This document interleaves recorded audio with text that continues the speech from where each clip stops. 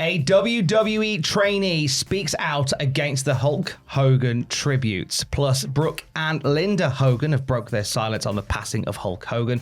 And a WWE team are making a major indie debut this weekend. It's all in the Cultaholic Wrestling news right now. So, during last night's episode of NXT, which featured a 10-bell salute and a memorial video package to Hulk Hogan, one WWE trainee spoke out against it.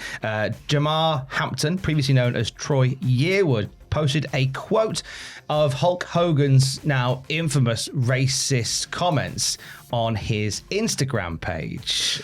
He shared the comments in which Hogan took exception to his daughter dating a black man, asking, "Is this really who we should be celebrating? Do your research." He also included a link to the audio recording in the caption. That's gone now, isn't it, that whole post? I wonder why. When he's contracted to the Performance Centre. Yeah, it was an interest. It was, as we've said here, we're not going to tell you how to remember anybody, nor should you tell anybody how to remember them as well. But it was very few people within WWE have spoken out to this level about Hulk Hogan. And as I say, the post has been deleted, and it's something we'll keep an eye on. We've had comments from Linda Hogan, the ex-wife of Hulk Hogan, since his passing, and Brooke Hogan has spoken very openly in a long Instagram post where she reflects on her father and also clears the air about the relationship they had near the end. Because it was out there that just sort of her and Hulk had not spoken for the couple of years before his passing, but she sort of puts that to bed. She says, "We never had a big fight. My father and I never fought," in quotation marks there. "It was a series of private phone calls no one will ever hear, know, or understand. My father was confiding in me about issues waiting on his heart, both personal and business. I begged him to rest, to take care of himself. He had nothing else to prove to the world or anyone. My husband and I moved down to Florida to be near him. We had been through almost 25 surgeries together, and then, all of a sudden, he didn't want me at surgeries. Everything started getting covered in a thick veil. It was like there was a force field around him that I couldn't get through. He was telling me these things, being so vulnerable with me, and heard my pleas, and then suddenly, something shifted, and he made a choice to walk the path that clearly tore at his spirit. I felt a disconnect. What followed were respectful disagreements that took an emotional toll on me. During the last 2 years, I had to step away to protect my heart. My husband stayed open, quietly reaching out to my dad without me knowing, trying to find a safe way back in for me. After my father passed, I read those messages. Some answered, some ignored, but all of them broke my heart. All I ever truly wanted from my father was love, honesty, and a deep connection. And for a few special years, I had that with memories that will last a lifetime." She then shared a series of photos of her dad and herself in a second Instagram post saying, "You are my everything, and I'll always be your girl. I am proud to be your daughter for all the love, light, and goodness you brought into this world. Thank you for choosing me in this lifetime and for loving me so deeply. Our bond is eternal. The truth brings me comfort and hope, even in your absence." Yeah, TMZ reports about the situation. We're told that Brooke ever really wanted was to protect her dad from people she felt were taking advantage of him, but after years of disagreeing with Hulk over the matter, she reached out to his financial manager and had herself removed from the will. I think there'll be a lot of people, obviously, when a celebrity death like this goes down, that is a real murky area that a lot of people start talking about. And I think that's a real statement from Brooke Hogan to go, "I don't want any part of that. I just, write me out of all of that." Because I think a lot of people would have probably started watching this video and gone, "Oh yeah, she's, there's an ulterior motive here." And I think that is a statement from Brooke to go, "No, there's literally no ulterior motive. I just missed my dad." Aye. It seems that way. Linda Hogan broke her silence as well on the passing of Hogan. Now, on July the 19th, just a few days before Hogan passed, Linda shared a throwback photo of her and Hulk Hogan on Instagram. And a few days later, he would pass. But then she broke her silence on Hogan's passing in the comment section of that post. Yeah, she said, "I had no idea he would pass away this soon. We all really thought he would make a comeback. Big surprise. We're all devastated. It's hitting me so hard. I loved Hulkster more than he loved me. It hurt when he cheated, but he was so famous, I sort of understood, but it was crushing. It hurt. I never got over him or started a real relationship with anyone. I missed him."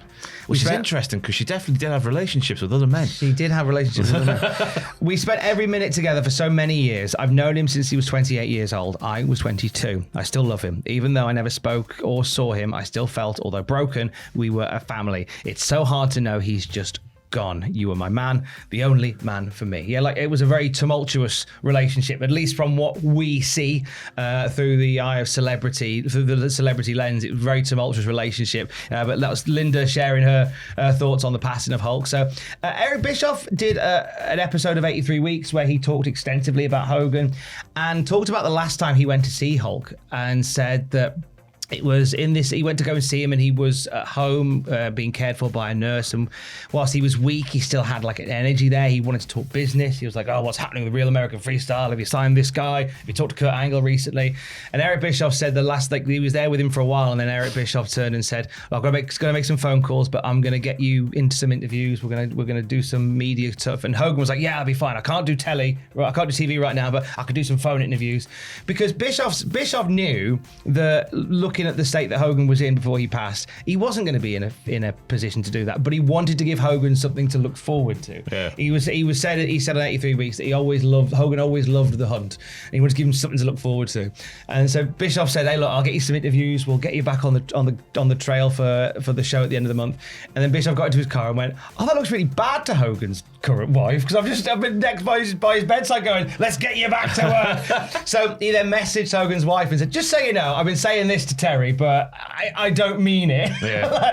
So I thought it's a really interesting conversation that Conrad and Eric Bischoff have about sort of memories of Hulk Hogan and stuff. That's on 83 Weeks. That's a really interesting one this week as well. It's a complicated time, but there's lots of thoughts and editorials out there about Hulk Hogan right now. One of them is more about the business acumen and the business side of it. Was one that you did, which was about his WCW contract. Yeah, the evolution of his 3 main WCW deals, looked at them, found details, especially about the 98 one, which I think a lot of people know, but obviously the 96 one and the circumstances around that one and the initial 94 one. The evolution of those 3 to what it became in 98 is staggering. It really is. Staggering. That's on the channel for you right now, among a bunch of other stuff as well. Let's end on this one. Bloodsport coming up this weekend. Fight!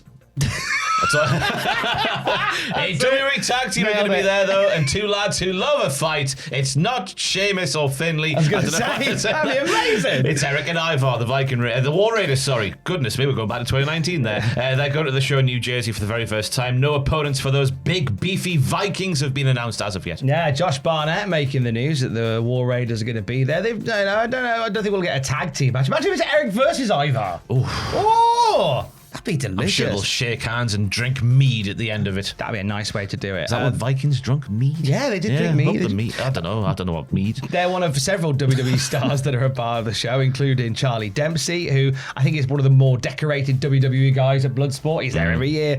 Pete Dunne, he's going to be there facing Jonathan Gresham. I think you mean Grande Americano, Tom, actually. Well, I haven't done an areola check, so how could I possibly know? And Natalia of Natty Neidhart, who is taking on Masha Slamovich. Just Tom, it's mother status now for Natalia Neidhart, who appears on Bloodsport. Not Natalia the WWE version, the one that goes, yeah, I'm gonna kick your face off. Yeah, boy. there's something like I love Natalia, and I also love Natty Neidhart. I think I love each of them in a different way. I'm hot-blooded, aren't I? I'm a man. What can I do? Thanks for watching the news video, everybody. Tom's flabbing. Thanks. Masha Slamovich. Oh, they're going to beat each other up. It's going to be very, very good. Very good indeed. And for the very latest wrestling news at any time, you can check out Cultaholic.com. Stay safe. Love you. Bye.